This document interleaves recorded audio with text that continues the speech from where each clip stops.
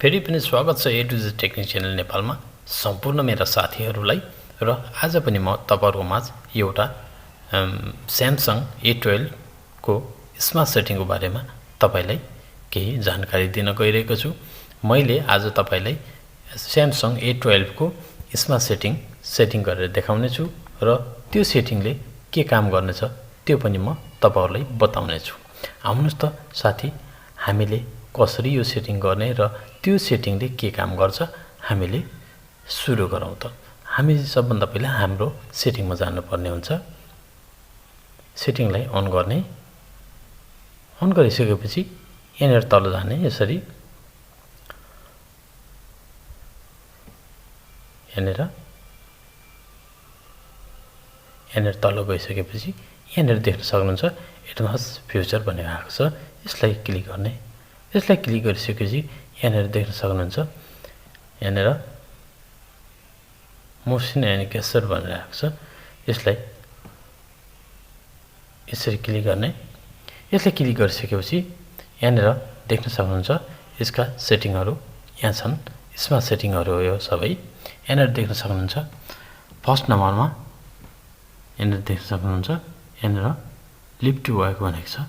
यसलाई यदि तपाईले अन गर्नुभयो भने तपाईले मोबाइल, म तपाईले देखाउने छु, तपाईले मोबाइल यसरी तल यदि भुइँमा राख्नुहुन्छ भने, यसरी कुनै जग्गामा राख्नुहुन्छ भने यसलाई उठाउँदाखेरि मोबाइलको डिस्प्ले अन हुने गर्नेछ, लाइट बल्नेछ। देख्न सक्नुहुन्छ, म तपाईलाई गरेर देखाउँछु। देख्न सक्नुहुन्छ अटोमेटिकली अन हुने काम गर्दछ। यो थियो नम्बर 1 को सेटिङ। अब हामी जाउँ नम्बर 2 को तरफ। नम्बर 2 मा देख्न सक्नुहुन्छ यहाँनिर double tap to turn on screen भनेर भनेको छ है। यसलाई यदि तपाईले अन गर्नुभयो भने तपाईको मोबाइल बन्द छ भने त्यसमा चाहिँ अन हुने काम गर्नेछ। यदि तपाईले दुई पटक स्क्रिनमा टच गर्नुभयो भने देख्न सक्नुहुन्छ, म टच गर्न जाँदैछु, तपाईले देखाउँदैछु। दुई पटक छोयो भने यो स्क्रिन आफै अन हुनेछ।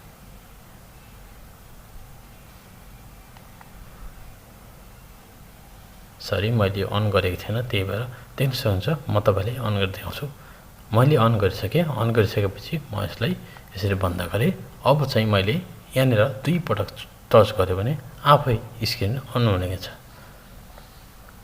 देख्न सक्नुहुन्छ नम्बरको 2 को सेटिङले यो काम गर्नेछ। र अब हामी जाउँ नम्बर 4 को तरफ। नम्बर 4 ले के काम गर्नेछ यदि हामीले यसलाई अन गर्यो भने नम्बर 4 ले के काम गर्नेछ देख्न सक्नुहुन्छ। यहाँनिर किप स्क्रिन अन विल फ्युजिङ भनेर भनेको छ। यसले के काम गर्नेछ त भन्नुहुन्छ भने, जस्तो हामीले कुनै काम गरिरहेको छ मोबाइलमा भने हाम्रो मोबाइल बन्द हुने छैन, मतलब लाइट बन्द हुने छैन, लक हुने छैन, जस्ताको तसै रहनेछ। हाम्रो काम कन्टिन्युस त्यहीबाट हामीले स्टार्ट गर्न सक्नेछ। नम्बर 4 ले यो काम गर्नेछ यसलाई अन गर्यो भने है। अनि अब जाउँ हाम्रो नम्बर 5 को तरफ। नम्बर 5 मा देख्न सक्नुहुन्छ यहाँनिर alert when phone picked up भनेको छ।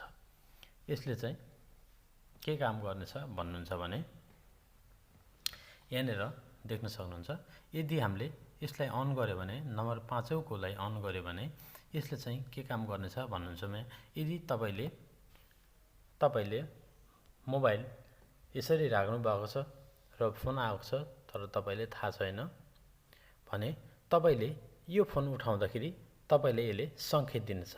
यसले तपाईले भाइब्रेसन दिएर यदि तपाईको कुनै फोन आएछ भने अघि नै आएर कटिसकेको छ भने तपाईले जब यसलाई उठाउनुहुन्छ, उठाउँदाखेरि यसले भाइब्रेसन दिनेछ तपाईले, ताकि तपाईलाई फोन आएको रहेछ भन्ने थाहा हुने जानकारी दिनेछ।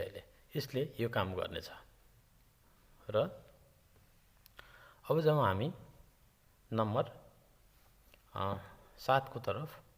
7 को ले चाहिँ के काम गर्नेछ यहाँनिर देख्न सक्नुहुन्छ फिंगर सेन्सर एन्ड गेस्चर भनेको छ। गेस्चर भनेको छ यसले यसले चाहिँ के गर्नेछ देख्न सक्नुहुन्छ। यसको बारेमा मैले बताइसकेँ तपाईँलाई। यसको 6 नम्बरको बारेमा हामीले त्यति इम्पोर्टेन्ट छैन। यो यसलाई त्यति युज गर्नु पर्दैन, हामीले युज गर्दैनौँ। नम्बर 7ले चाहिँ के काम गर्नेछ भन्नुहुन्छ भने यदि तपाईँले यसलाई अन गर्नुभयो भने यसले चाहिँ हाम्रो नोटिफिकेसन हेर्ने काम दिनेछ। यसरी देख्न सक्नुहुन्छ। यहाँनिर तपाईँले यो स्क्रिन अन अफ गर्ने बटनलाई तलमाथि गराउनु भयो भने यहाँनिर योबाट तलमाथि हुनेछ हाम्रो नोटिफिकेसनको ठाउँ देख्न सक्नुहुन्छ। यसरी माथि पनि जानेछ र तल पनि आउँछ। यसले यो काम गर्नेछ।